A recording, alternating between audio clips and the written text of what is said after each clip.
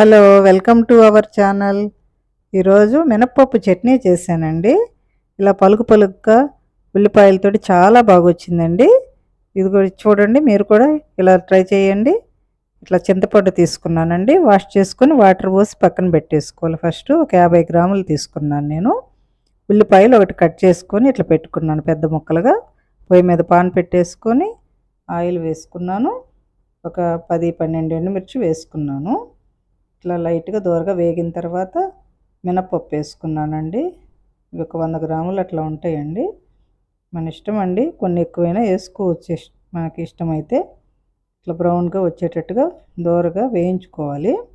వేగిన తర్వాత కొబ్బరి పలుకులు కూడా వేసుకున్నాను, కొన్ని ఎండు కొబ్బరి అండి. ఇది లైట్గా వేగితే చాలు.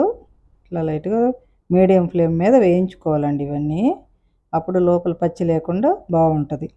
కరివేపాకు కూడా వేసేసుకొని కొంచెం వేగిన తర్వాత ఇట్లా పచ్చి కరివేపాకు కదా, కొంచెం టైం పడుతుంది. ఇట్లా వేగిన తర్వాత మనం రెడ్గా వస్తున్నాయి కదా మినప్పప్పు, వేగినాయి బాగా. ఇప్పుడు ఈ స్టేజ్లో మనం జీలకర్ర, ధనియాలు వేసేసుకున్నాము.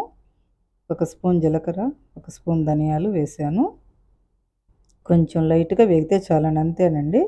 చల్లార్చుకొని ఇట్లా మిక్సీలో వేసేసుకోవాలి. ఇంకా మిక్సీలో వేసేసుకొని ఒక స్పూన్ కల్లుప్పు వేసుకొని కొంచెం పలుకుగా పట్టుకున్నానండి. ఫస్ట్ పట్టేసుకున్నాక ఇప్పుడు చింతపండు యాడ్ చేసుకొని తగినంత వాటర్ వేసేసుకొని మనం పలుకుగానే మిక్సీ వేసుకోవాలి. ఇది రోట్లో చేసుకున్నా కూడా చాలా బాగుంటుందండి. ఇట్లా పలుకుగా ఉండాలండి పచ్చడి. ఇప్పుడు ఉల్లిపాయలు యాడ్ చేసుకొని ఒకసారి మిక్సీ వెనక్కి బ్లెండ్ చేసుకోండి. అంతేనండి, కమ్మటి మినపప్పు చట్నీ రెడీ అండి. దీన్ని వేడి వేడి అన్నంలో ఇట్లా నెయ్యి వేసుకొని తింటే చాలా బాగుంటుందండి. ఒకసారి మీరు ట్రై చేయండి.